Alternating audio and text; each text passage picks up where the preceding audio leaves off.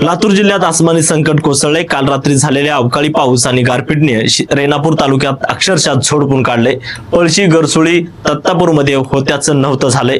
विजांचा कडकडाट, सोसाट्यांचा वारा आणि गारांचा मारा. लातूरच्या रेणापूर तालुक्यात निसर्गाने असं काही तांडव केलंय की उभ्या आंब्याच्या बागा भुईसपाट झाल्यात. ज्या बागेतून 5 ते 8 लाखांच्या उत्पन्नाची अपेक्षा होती तिथे आता 5 रुपये मिळणंही कठीण झालंय. पळशी आणि दत्तापूर गावातील शेतकरी ढसाढसा रडतोय. वर्षभराची मेहनत एका रात्रीत मातीत मिळाली. झाडं उमलून पडली आणि आंब्याच्या मोहर गळून पडलाय. आता मायबाप सरकार मदतीचा हात देणार का हा प्रश्न विचारला जातोय. शेतकऱ्यांचा संसार उघड्यावर पडलाय. आता प्रशासनाने एसी केबिन मधून बाहेर पडून तातडीने पंचनामे करावेत आणि या बळीराजाला आधार द्यावा, हीच शेतकऱ्यांची माफक मागणी आहे. याच शेतकऱ्यांशी संवाद साधलाय आमचे प्रतिनिधी नितीन बनसोडे यांनी. लातूर जिल्ह्यामध्ये काल रात्री झालेल्या अवकाळी पावसामुळे, गारपिटीमुळे आणि वेगवान वाऱ्यामुळे आंबा पिकाचं जे आहे ते मोठ्या प्रमाणात नुकसान झालेलं आहे. सर्वाधिक नुकसान जे आहे ते रेणापूर तालुक्यातल्या पळशी गावामध्ये झालेलं आहे. आपण पाहू शकतो ही जवळपास 1 हेक्टरची आंब्याची बाग आहे आणि आता जर परिस्थिती पाहायला गेली तर सर्व लागलेले जे झाडाला लागलेले आंबे होते ते संपूर्णपणे जमिनीवर पडलेले आहेत. पूर्णपणे आंबा जमिनीवर पडला असल्यामुळं ह्या सगळ्या ठिकाणी जर पाहायला गेलं तर आंब्याचं एक ढिगारे या ठिकाणी जमिनीवरती पडलेले आहेत. संपूर्ण आंबा जो आहे तो जमीनदोस्त झालेला आहे. हातातोंडाशी आलेलं जे पीक आहे, जे आंबा फळ आहे ते आता कुठेतरी मार्केटमध्ये जाणार होतं. मात्र हे एका दिवसामध्ये, एका रात्रीमध्ये झालेल्या अवकाळी पावसामुळे आणि वेगवान वाऱ्यामुळे अनेक ठिकाणी अशाच पद्धतीचं नुकसान झालेलं आहे. आंबे तर गळून पडलेतच, काही ठिकाणी आंब्याची झाडं देखील तुटून पडलेली आहेत अक्षरशः वाऱ्यामुळे. माझ्यासोबत या आंबा फळबागेचे शेतकरी माझ्यासोबत उपस्थित आहेत. मला सांगा, किती हेक्टरवरती हे तुमचं लागवड आहे, किती नुकसान झालेलं आहे आणि आता आंब्याची काय स्थिती होती?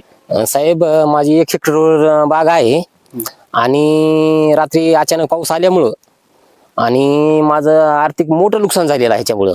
आणि माझी गेल्या वर्षी कमीत कमी 5 लाखाचा आंबा झालता आणि ह्या वर्षी आहे ती मला 1 रुपयाचा सुद्धा उत्पन्न निघण्याची शक्यता नाही. अपेक्षा किती होती? अपेक्षा मला एक 7 ते 8 लाखाची या वर्षी वाटत होती, कारण की यंदा आंब्याला भाव राहील असं वाटत होतं. असं जर झालं साहेब, शेतकऱ्याला असं आर्थिक नुकसान जर झाली आणि शासनानं जर नाही मदत केली तर तुम्ही जी आत्मनिर्भर भारत जी म्हणायला आहो, ह्याच्यामध्ये आत्मनिर्भर भारत कसा होऊ शकतो आणि आत्मनिर्भर शेतकरी कसा होऊ शकतो सांगा तुम्ही. त्याच्यामुळं तुम्ही शेतकऱ्याला तातडीनं मदत द्यावी लागेल तर आत्मनिर्भर म्हणू नका तुम्ही. मोदी साहेब काय म्हणतात? आत्मनिर्भर भारत. देवेंद्र फडणवीस साहेब काय म्हणतात? आत्मनिर्भर भारत. अरे आत्मनिर्भर शेतकरी कसा होईल मग? असं झालं नुकसान आणि त्याला भरपाई द्या ना मग.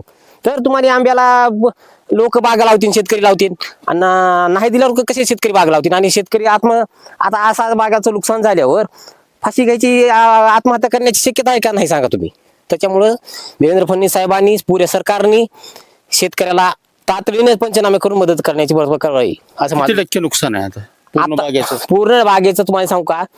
80% नुकसान झाली. 20% काय होईल शेतकऱ्याचं सांगा. त्याचे खर्च बघा, आमचं उत्पन्नाचं आता गेल्या वर्षी 5 लाखाचं झालं, ह्या वर्षी 5 रुपयाचं होऊ शकण्याची शक्यता नाही. त्याच्यामुळं देवेंद्र फडणवीस साहेबांनी आणि कृषी मंत्री दत्तात्रय भरणे यांनी तातडीने पंचनामे करून शेतकऱ्याला मदत द्यावी माझी ही विनंती आहे. नाहीतर आमच्या वेळेस फाशी घेतल्याशिवाय काही इलाज नाही. निश्चित स्वरूपात अशा पद्धतीनं फळ पिकाचं मोठ्या प्रमाणात नुकसान झालेलं आहे. जे काही स्वप्न शेतकऱ्यांनी उराशी बाळगलं होतं ते स्वप्न सगळे आता जमीनदोस्त झाल्यामुळं शेतकरी कुठेतरी हवालदिल झालाय आणि सरकारकडे आता मदतीची अपेक्षा व्यक्त करतोय. नितीन बनसोडे, एकमत डिजिटल, लातूर.